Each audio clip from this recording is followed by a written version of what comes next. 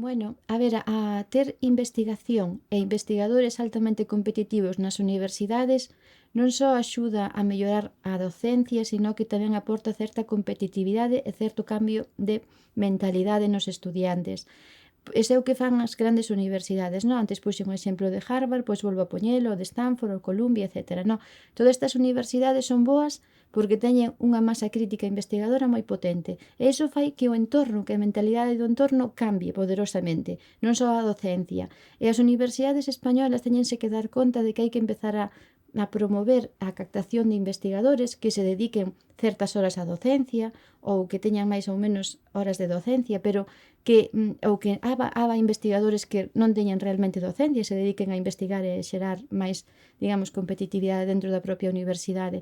Pero sí que hai que cambiar esa mentalidade que os docentes son as persoas, son as que van a cambiar a calidade universitaria e o que lle podemos aportar aos nosos estudiantes e ese cambio de mentalidade, no? De aportar a través da actividade científica. As universidades non son entes docentes per se, sino que son entes promotores da innovación e da docencia, no? A través da docencia hai que innovar.